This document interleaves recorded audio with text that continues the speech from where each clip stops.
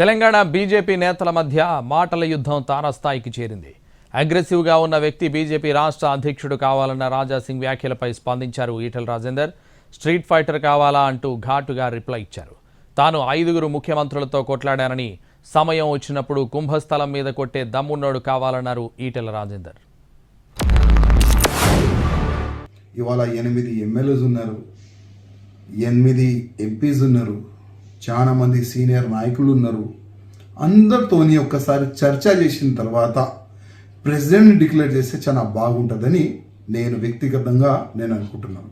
Next వచ్చేది Bharatiya Janata party government మన తెలంగాణకి. కానీ తెలంగాణలో భారతీయ జనతా పార్టీ ప్రెసిడెంట్ ఎట్లాంటి ఉండాలి? అగ్రెసివ్గా దేశం పట్ల, ధర్మం పట్ల, సమాజం పట్ల అందరికీ తీసుకొని పోయి అట్లాంటి ప్రెసిడెంట్ని చేయాలని నేను కేంద్ర అధిష్టానానికి వ్యక్తిగతంగా రిక్వెస్ట్ చేస్తున్నాను. నిన్న మొన్న ఒక స్టేట్మెంట్ ఇచ్చాడు, ఫైటర్ కావాలి. ఏ ఫైటర్ కావాలి? స్ట్రీట్ ఫైటర్ కావాలన్నా? ఏ ఫైటర్ కావాలి? అరే సందర్భం వచ్చినప్పుడు కుంభస్థలం మీద కొట్టే దమ్మున్నోడు కావాలి, గుర్తుపెట్టుకో. కుంభస్థలం మీద కొట్టే దమ్మున్నోడు కావాలి. గట్టిగాకి చిన్నకి గల్లీలాకి గా స్టేట్మెంట్ పడి వాడు ఫైటరా? ఫైటర్ నీ రాజ్యం, నీ అహంకారం, నీ చేతిలో అధికారం ఉన్నాడు, నువ్వు ఎంత రానోడు గొప్పోడు తప్ప వాడు ఫైటర్ తప్ప వీడు ఫైటర్ కాదు. అందుకని రకరకాలు ఉంటాయి. మాలాంటి ఊరికే మాట్లాడడం సందర్భం మాత్రం జేజమ్మతో కొట్లాడే సత్తా ఉన్నాం మేము.